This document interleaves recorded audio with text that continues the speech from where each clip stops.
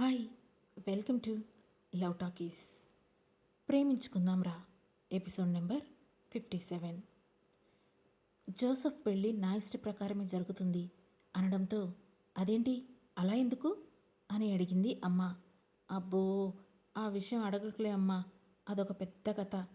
ఇతగాడు నాకు ఏ అమ్మాయి అయితే నచ్చుతుందో ఆ అమ్మాయినే పెళ్లి చేసుకుంటాడట.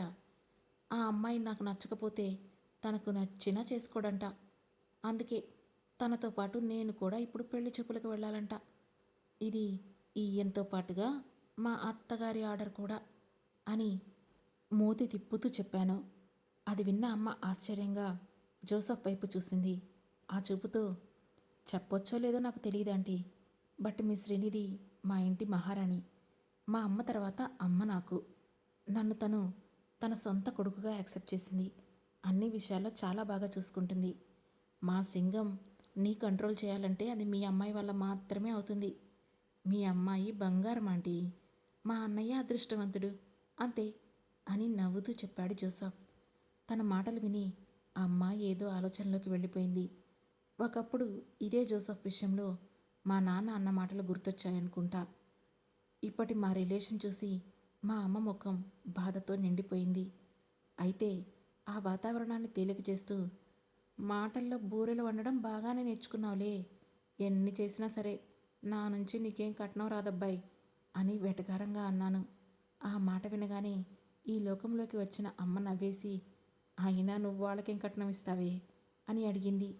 ఎందుకైనా మన జాగ్రత్త మనదమ్మా అని నవ్వి, డిన్నర్ చేసేసాను, నువ్వు ఆరాధ్య తినేయండి, నేను నేహకు పెట్టేస్తాను, ఆ తర్వాత నేను జోసఫ్ కలిసి బయటే తినేస్తాం అని అమ్మతో చెప్పాను. సరే, నీ ఇష్టం నీది అంది అమ్మ. జోసఫ్ గారు, తమరు రెడీ అవ్వండి అని జోసఫ్తో చెప్పి నేను నేహాకి బౌల్లో ఫుడ్ పెట్టి పైకి తీసుకుని వెళ్ళేసరికి నేహను కూర్చోబెట్టి తనకి మోనోపోలీ నేర్పిస్తున్నాడు మైకేల్. తనకి ఉన్న కొంచెం టైంలో నేహకి భలే టైం ఇస్తాడు మైకేల్. ఇక వాళ్ళని డిస్టర్బ్ చేస్తూ, ఏం చేస్తున్నావు నేహా అని తన పక్కనే కూర్చొని అడిగాను. మోనోపోలీ నేర్చుకుంటున్నాను మమ్మీ అని చెప్పింది నేహ. ఆ ఏజ్లో నాకు ఆ పేరే తిరిగేది కాదు అనుకుంటూ నేహను అబ్బురంగా చూస్తూ కూర్చున్నాను. Daddy, I have more money అని దాని దగ్గరున్న డబ్బంతా పేర్చి చూపిస్తోంది Neha. You are a perfect father అంటూ మైకేల్ వీపు మీద తల ఆనించి నేహను చూస్తూ చెప్పాను. సో డూ యూ అని అడిగాడు Michael. I am a mother అని చెప్పాను. నో, రెస్పాన్సిబిలిటీ తీసుకున్న వాళ్ళు ఎవరైనా సరే ఫాదరే అవుతారు అని చెప్పి నేహ బొగ్గలు లాగి హ్యావ్ డిన్నర్ అన్నాడు మైకేల్. ఓకే డాడీ, ఆ తర్వాత నా పెయింటింగ్ చూస్తారా అని కళ్ళు గుండ్రంగా తిప్పుతూ అడిగింది Neha. Sure, now I have a call to attend, అది అవ్వగానే వచ్చి చూస్తాను అని చెప్పాడు మైకేల్. ఓకే డాడీ అని ముద్దు ముద్దుగా చెప్పింది నేహ. దాని తల మీద చిన్నగా తట్టి బాల్కనీలోకి వెళ్ళిపోయాడు మైకేల్.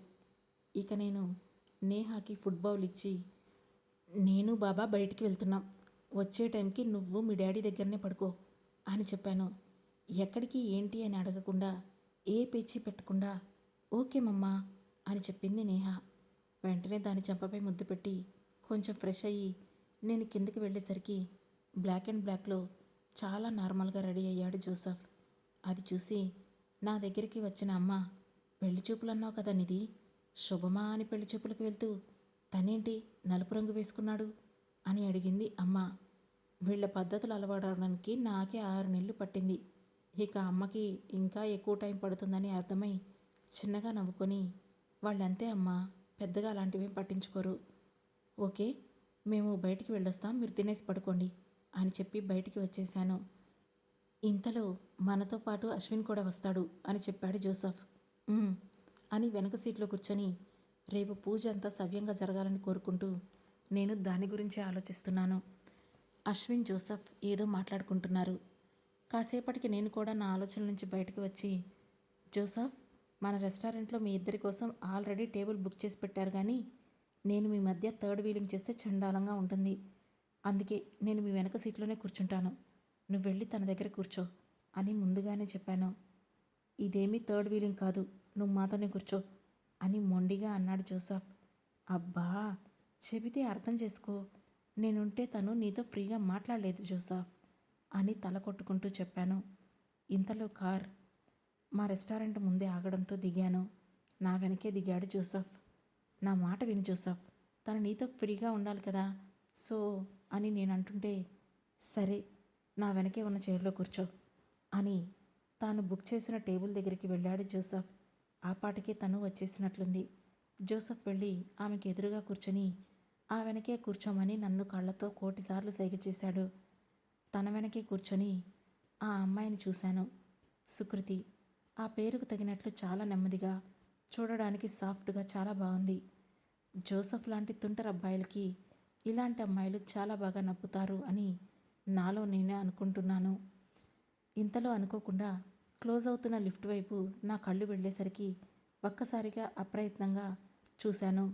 ఆ లిఫ్టులో ఉన్న మనుషుల్ని చూడగానే ఒక క్షణం పాటు నాకు కరెంట్ షాక్ కొట్టినట్లు అనిపించింది. వెంటనే గబగబా లేచి వాళ్ళ వైపుగా వెళ్ళిపోయాను. నేను వెళ్ళి లిఫ్ట్ క్లోజ్ చేస్తున్నాను. అయినా వాళ్ళు ఏ ఫ్లోర్కి వెళ్ళారో చూసుకొని పక్కనే ఉన్న లిఫ్ట్లోకి ఆ బటన్ నెంబర్ను ప్రెస్ చేసి టెన్షన్గా వెయిట్ చేస్తున్నాను.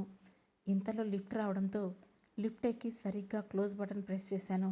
కానీ ఆ లిఫ్ట్ కదిలేలోపే కాళ్ళు లోపలికి పెడుతుంటే అడ్డం పెట్టి లిఫ్ట్ ఆపేశాడు జోసఫ్. తనని చూసి షాక్ అవుతూనే, నువ్వెందుకు వచ్చావు జోసఫ్, అక్కడ అమ్మాయి నీ గురించి వెయిట్ చేస్తుంది, వెళ్ళు అని తనని తోస్తుంటే, where are you going Srinidhi అని సీరియస్గా అడిగాడు జోసఫ్. నేను నేను రెస్ట్ రూమ్కి వెళ్తున్నాను అని కంగారులో అబద్ధం చెప్పేశాను. అట్లీస్ట్ ఒక టెక్స్ట్ అయినా చేసి రావచ్చు కదా, నువ్వంత టెన్షన్గా వచ్చేస్తే ఏమైందో అని నాకు కంగారు వచ్చింది అని నా చెయ్యి వదిలి ఐ విల్ స్టే దేర్ అన్నాడు. ఓకే అని తలూపి లిఫ్ట్ క్లోజ్ చేశాను. నేను దిగాల్సిన ఫ్లోర్లో లిఫ్ట్ ఓపెన్ అవ్వగానే బయటికి వచ్చి రూమ్స్ అన్నీ వెతుక్కుంటూ వెళ్ళినా ప్రయోజనం లేకుండా పోయింది. అసలు వాళ్ళు ఎక్కడికి వెళ్ళారో నాకు అర్థం కాలేదు. నేను చూసిన ఆ ఇద్దరు వ్యక్తులు నా దిశను, ఆలోచనను మార్చారు. వాళ్ళు నా లైఫ్లోకి రాకుంటే నా లైఫ్ మరోలా ఉండేదేమో. వాళ్ళే అమర్ మిశ్రా, అర్నవ్ ఠాకూర్. అసలు అమర్కి అర్నవ్కి సంబంధం ఏంటి, వాళ్ళిద్దరూ ఎందుకు కలిసి అని ఆ ప్రశ్నకు నాకు తల పగిలిపోయినట్లు అనిపించింది. నెమ్మదిగా కళ్ళు మూసి కాసేపు ప్రశాంతంగా కూర్చొని తర్వాత లేచి కిందికి వెళ్ళాను. ఆ పాటికి జోసఫ్, సుకృతి చిన్నగా మాట్లాడుకుంటున్నారు. నాకు కూడా ఫుడ్ ఆర్డర్ చేసినట్లు ఉన్నాడు. టేబుల్ మీద రెడీగా ఉంది. కానీ నాకు తినే ఇంట్రెస్ట్ లేదు. ఇప్పుడు తినకపోతే ఎందుకు ఏంటి అని సవాలక్ష ప్రశ్నలు వేస్తాడు జోసఫ్. దానికి బదులు ఏదో ఒకటి 2 మెతుకులు కుక్కడం బెస్ట్ అనిపించి వాళ్ళని చూసిన విషయం మైకేల్కి మెసేజ్ చెప్పి నేను తింటూ కూర్చున్నాను. ఇంతలో రిటర్న్లో నేను చూసిన సన్నివేశాన్ని నాకే క్లిప్ రూపంలో పంపించాడు మైకేల్. అసలు ఏంటి ఇంత ధైర్యం, మన రెస్టారెంట్లో మనకి తెలియకుండా కలవాలని వాళ్ళెలా అనుకున్నారు అని ఉక్రోషంగా మైకేల్కి మెసేజ్ చేశాను. ఈ 3 డేస్ అవన్నీ వదిలేసి ఎంజాయ్ చెయ్యి, ఆఫ్టర్ దట్ నువ్వు వద్దనుకున్నా అవన్నీ నీ చుట్టూనే తిరుగుతుంటాయి అని మెసేజ్ పెట్టాడు మైకేల్. ఆ మాటతో ఆ ఫోన్ నేలకు వేసి ఇసిరి కొట్టాలన్నంత కోపం వచ్చినా తమాయించుకొని పక్కన పడేసి మౌనంగా జోసఫ్, సుకృతి వాళ్ళ మాటలు వింటున్నాను. ముందు నుండి ఫ్రెండ్స్ ఏమో కానీ వాళ్ళు బాగానే మాట్లాడుకుంటున్నారు. నిజానికి ఆ అమ్మాయి చాలా నచ్చింది నాకు. అదే విషయం మళ్ళీ ఫోన్ తీసి వెంటనే అత్తయ్యకి మెసేజ్ చేసి వెనక్కి వాలి కూర్చున్నాను. వెళ్దామా ఇంకా అని మెసేజ్ చేశాడు ఈలోగా జోసఫ్. అని చెప్పి లేచి వెనక సీట్లోకి వెళ్ళి తన పక్కనే కూర్చున్నాను. హాయ్ శ్రీనిధి అని షేక్ హ్యాండ్ ఇచ్చింది సుకృతి. హే, చెప్పేశాడు నా గురించి అని నవ్వుతూ అడిగాను. లేదు, ఇందాక సడన్గా లేచి వెళ్ళిపోయేసరికి అదోలా అనిపించింది. వెళ్ళిపోదామని లేస్తుంటే మళ్ళీ వచ్చి అప్పుడు చెప్పారు అంది సుకృతి. ఓహో, యాక్చువల్లీ నేను రాకూడదు, బట్ ఈ మహానుభావుడు ఉన్నాడు కదా, Sukriti is so beautiful, you have to see her అని నన్ను లాక్కొని వచ్చాడు. By the way that's true though అన్నాను. తన కళ్ళు వెంటనే కంగారుగా జోసఫ్ వైపుకు తిప్పి అరక్షణంలోనే వెంటనే కిందకు దించేసింది. సో సినిమా డేట్ గురించి చెప్పావా లేదా అని జోసఫ్ను ఇరికిస్తూ అడిగాను. మూవీ డేట్నా అని ఆశ్చర్యంగా జోసఫ్ వైపు చూసింది సుకృతి. ఇక సెట్ చేసుకో అన్నట్లు లుక్ ఇచ్చి నేను నవ్వాపుకుంటూ చూస్తున్నాను. అప్పుడు జోసఫ్ వెంటనే, yeah, I like old shark films. నీకు కూడా ఇష్టమైతే maybe Sunday we should watch together అని తాను కంప్లీట్ చేసేలోపే ఇన్ అవర్ హౌస్ ఓన్లీ అంటూ నేనే కంప్లీట్ చేశాను. ష్యూర్ అని నవ్వి I will take a leave అంటూ మా ఇద్దరికి సైడ్ హగ్ ఇచ్చి వెళ్ళిపోయింది సుకృతి. శ్రీనిధి, నీకు నచ్చిందా అంటూ తను అటు వెళ్ళగానే నా భుజం మీద తలవాల్చి అడిగాడు జోసఫ్. నాకు కాదు, ముందు నీకు నచ్చిందా అది చెప్పు అని అడిగాను.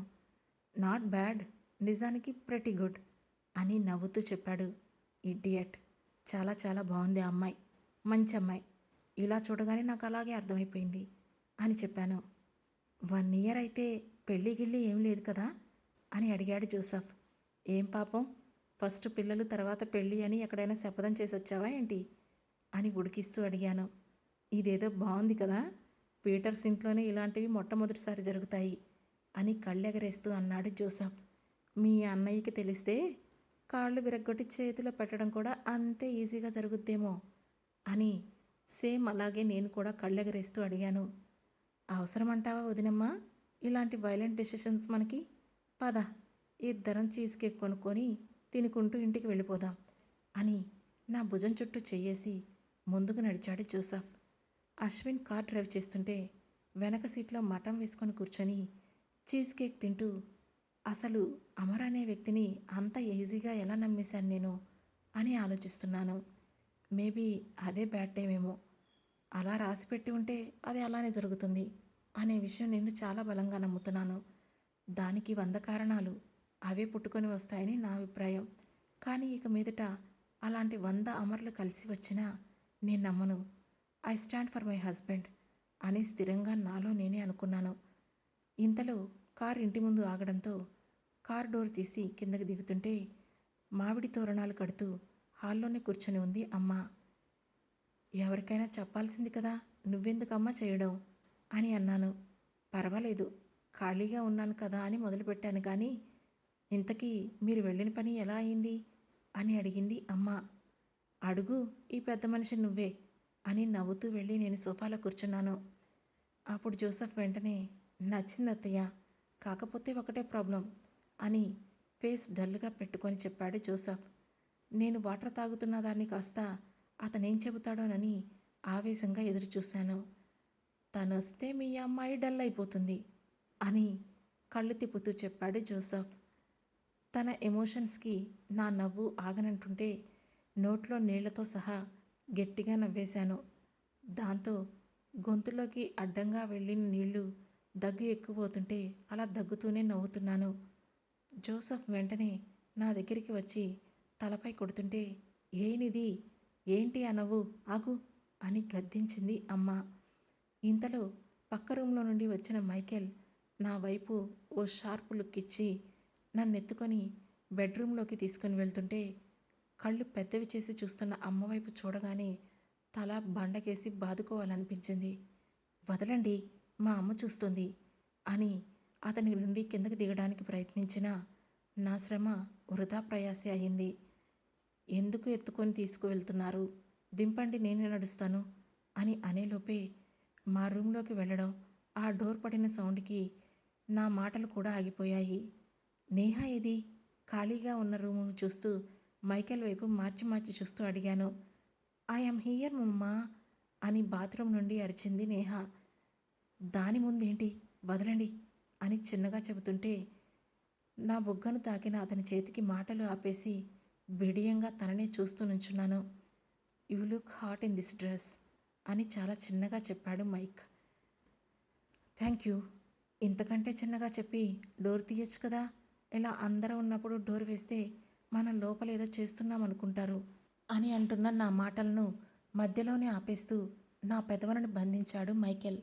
కాసేపటికి నన్ను విడిచిపెట్టి అనుకోని అదే నిజం చేసేద్దాం అన్నాడు మైకేల్. నో అని అరిచాను. ఎస్ అన్నాడు మైకేల్. రేపు పూజ ఉంది అని చెప్పాను. అయితే అన్నాడు మైకేల్. పూజ ఉన్నప్పుడు ఇవన్నీ తప్పు అని తనని వెనక్కి నడుతూ చెప్పాను. ఏది తప్పు అని టీజ్ చేస్తూ అడిగాడు మైకేల్. ఇదే మీరు చెయ్యబోయేది అని సిగ్గుపడుతూ చెప్పాను. నేనేం చేయబోతున్నానో నీకు తెలుసా ముందు అని అడిగి వెంటనే నా కాళ్ళు పట్టుకొని లాగి నన్ను తన తొడ మీద కూర్చోబెట్టుకున్నాడు మైకేల్. ఏమైంది అని నా కాళ్ళు వెనక్కి లాక్కుంటూ కంగారుగా అడిగాను. ఇక నువ్వు హీల్స్ వేయకు శ్రీనిధి అంటూ నా మెడమ మీద కాలి మెడమ మీద చిన్నగా ప్రెస్ చేస్తూ ప్లాస్టర్ తీసి అక్కడ వేశాడు మైకేల్. ఉఫ్, కొత్త చెప్పులు కాబోలు చూసుకోలేదు, నా కాళ్లకు ఇలా రెడ్గా అయిందని అని అన్నాను. అన్నాడు మైకేల్. తనలో నచ్చేదదే. నా కాలికి ఏర్పడిన చిన్న గాయం కూడా తన స్కానింగ్ కళ్ళ ముందు నుంచి మిస్ అవ్వలేదు. అంతలా నన్ను గమనిస్తూనే ఉంటాడు ఈ మైకేల్ మహారాజు. మేం మాటల్లో ఉన్నప్పుడే డోర్ ఓపెన్ చేసి బయటికి వచ్చింది నేహ. అది అలా వాష్రూమ్లో నుంచి వచ్చిందో లేదో బయట నుండి డోర్ నాక్ చేస్తుంది అమ్మ. దాంతో వెంటనే ఏమైందమ్మా అంటూ డోర్ తీశాను. నేహాని నా దగ్గర పడుకోబెట్టుకుంటాను, పంపించు అని తల పక్కకు తిప్పుకొని చెప్పింది అమ్మ. అమ్మ, నువ్వు అనుకున్నంత సినిమా ఏం లేదు ఇక్కడ, నేహ నా దగ్గరే ఉంటుందిలే అని చెప్పాను.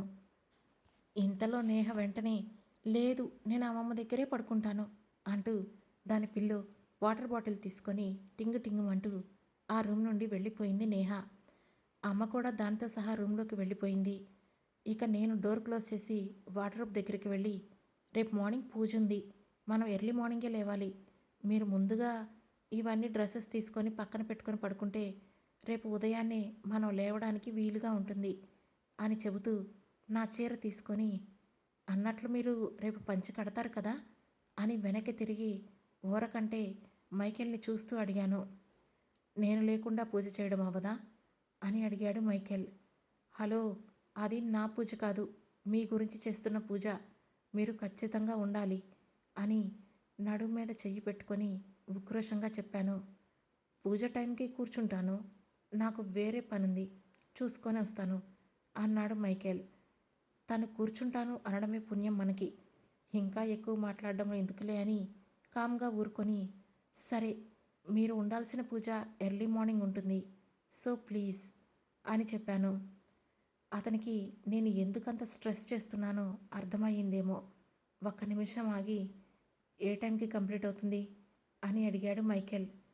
అన్నదానంతో కలిపి 2కి పూర్తవుతుంది అని టక్కున చెప్పాను. డన్, 2:05కి నా కార్ ఇంటి నుండి బయట ఉంటుంది అని షార్ప్గా చెప్పి ఫోన్ తీసుకొని బయటికి వెళ్ళిపోయాడు మైకేల్. అరేంజ్మెంట్స్ అన్నీ ఇంకొకసారి చెక్ చేసుకొని పడుకున్న నేను తర్వాత రోజు నా అలారం మోగిన టైంకే నిద్రలేచేసరికి నా పక్కన మైకేల్ లేడు. కంగారు ఎక్కువై ఇల్లంతా వెతికినా తను ఎక్కడా కనిపించలేదు నాకు.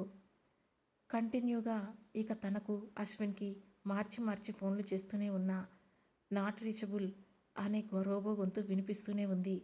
దాంతో నా ఫోన్ను పీక పిసికి పక్కకు విసిరేయాలన్నంత కోపం వచ్చింది. కానీ తమాయించుకొని పక్కనే పెట్టి హాల్లోకి వెళ్ళి సైలెంట్గా కూర్చున్నాను. అప్పుడే లేచి పైనుండి కిందికి వస్తూ అమ్మ నన్ను చూసి దగ్గరికి వచ్చి, ఏమైంది శ్రీ, అప్పుడే లేచేసావేంటి అని అడిగింది. ఏమి లేదమ్మా, తలస్నానం అది చేయాలి కదా అని అన్నాను. మరి అతను అని అడిగింది అమ్మ. ఆ తర్వాత ఏం జరుగుతుందో తెలుసుకోవాలంటే వెంటనే మన లవ్ టాకీస్ ఛానల్ను సబ్స్క్రైబ్ చేసుకొని ప్రియసఖి సిరీస్లోని నెక్స్ట్ ఎపిసోడ్ను వినండి. మా ఈ కథ మీకు నచ్చినట్లయితే లైక్ చేసి, షేర్ చేసి, కమెంట్ చేసి, హై పాయింట్స్ ఇచ్చి మమ్మల్ని సపోర్ట్ చేయండి. Thank you.